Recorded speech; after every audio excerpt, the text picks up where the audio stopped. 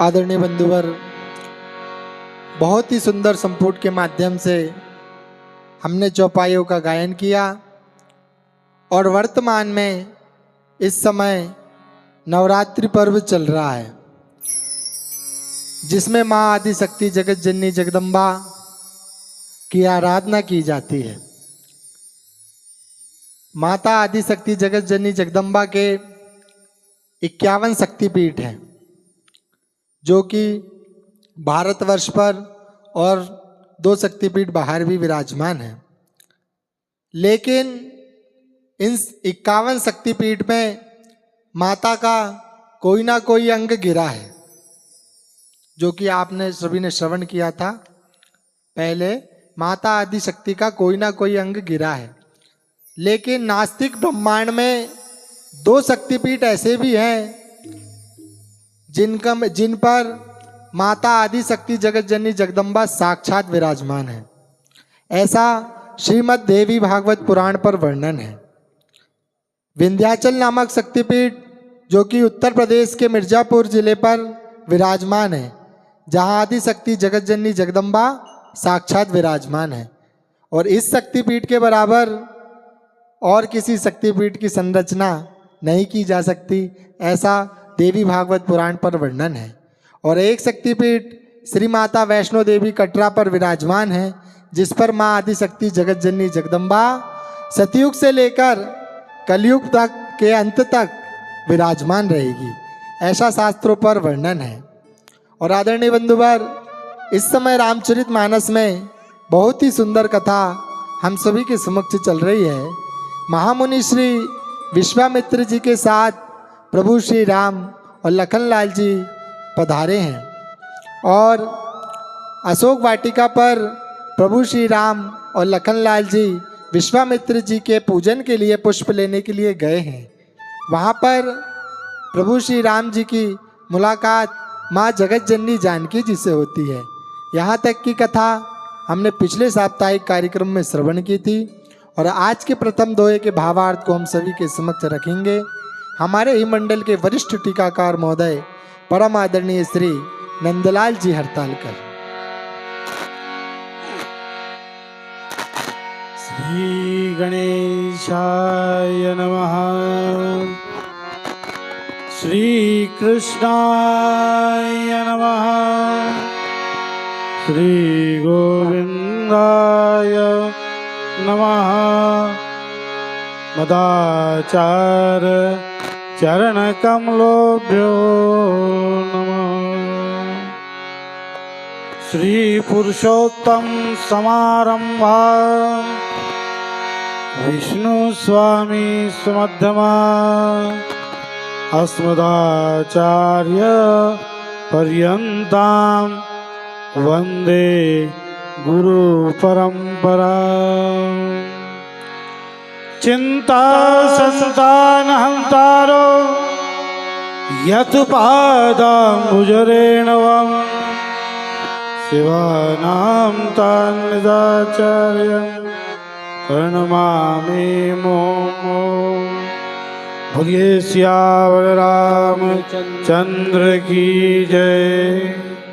प्रातः स्मरणीय पूज्य गुरुदेव, संत समाज नि भूदेव, भाविक भक्तों, भक्ति शक्ति स्वरूपा माताओं बहनों, प्रसंग बालकांड का है और प्रातः स्मरणीय पूज्यपाद गोस्वामी तुलसीदास जी महाराज इतनी सुंदर सुंदर चौपाइयों को रच रहे हैं, लेकिन फिर भी ये जीव है वो जहाँ का था ही है। अभी हमने भजन किया, भजन बिना हरि नाम के जीवन भी तो जाए। सुर दुर्लभ तेरी ये काया, सुर दुर्लभ यह तेरी काया, प्रभु प्रसाद है तूने पाया। ये शरीर जो है प्रसाद रूपी तुमको मिला है। सुर दुर्लभ तेरी ये काया, प्रभु प्रसाद है तूने पाया। जानवर ने नहीं पाया, दिमाग। जानवर भी वही कर्म करता है जो मनुष्य करता है, लेकिन आज हमारी स्थिति किसी को समझाने की जरूरत नहीं है। यहाँ सभी लोग अपने अपने परिभू से समझदार है। आप कहाँ हैं इसकी गणना आप ही कर लीजिए। सुर दुर्लभ यह मनुष्य, अब इसके बाद ये मनुष्य काया क्या आपको मिलेगी? नहीं मिलेगी। लेकिन मेरे प्रातः स्मरणीय पूज्यपाद गोस्वामी तुलसीदास जी महाराज ने इस ग्रंथ को, जीव डायरेक्ट वेदांत की बात करना चाहता है, लेकिन पहले अपने अंदर के जितने भी विकार है उसको तो हटा लो, उसके बाद ही तो तुम वेदांत तक पहुंचोगे। तो ये तो हो गया, सिर्फ हमारे सबको बताने की बात है। प्रसंग ये है कि वही चीज है कि बड़े प्रेम भाव से माता जानकी जी गौरी जी की पूजा करती है। राम को देख कर श्री जनक नंदनी,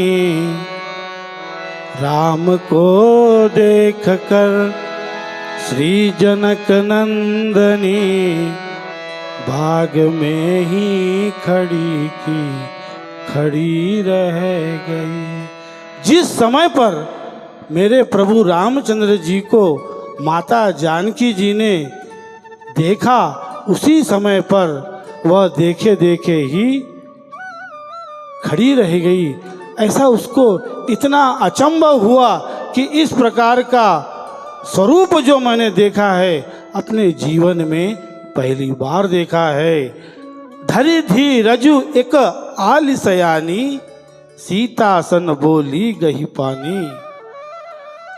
माता जानकी जी के साथ 8 सखियां थी, जिसमें से एक सखी बहुत ही चतुर थी। उसको जाना था गौरी जी के मंदिर में, वो चली गई बाग में देखने के लिए। बाग में प्रभु रामचंद्र जी पुष्प उतार रहे थे उस समय पर, और जैसे ही प्रभु रामचंद्र जी को देखा, वो सखी इतनी विहल हुई, इतनी अशक्तित हुई कि आंखें रो रही है, मुंह हंस रहा है और पूरा हृदय व्याकुल है, प्रतिफुल्लित है। वो आड़े तेरे चल रही है और जाकर माँ जानकी को उसका वर्णन करती है। जब एक सखी प्रभु रामचंद्र जी को देखकर इतनी विस्मयित हुई कि उसका वर्णन गोस्वामी तुलसीदास जी महाराज ने भी करना उचित नहीं समझा। धरी थी रजो एक आलिसयानी, सीता सन बोली गही पानी, बहुरी गौरी कर ध्यान करे हूँ, भूप किशोर देख किनले हूँ। एक चतुर सखी धीरज धरकर हाथ पकड़कर सीता जी जानकी जी से बोली, गिरिराज जी का ध्यान फिर कभी कर लेना, जीवन में आपको बहुत मौका मिलेगा, लेकिन इस प्रभु रामचंद्र जी के दर्शन एक बार आप अवश्य करिए। इस प्रकार से वो सखी माता जानकी जी को समझाती है। सकुच सिय तब नयन उघारे, सन्मुख दो रघुसिंद निहारे, नख सिख देखी राम के शोभा, सुमरि पिता पनु मनु अति शोभा।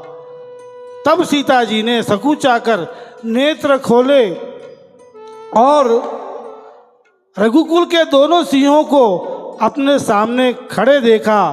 प्रभु रामचंद्र जी का स्वरूप देखकर ही, मायापति को देखकर ही माता जानकी विस्मित हो गई। क्यों?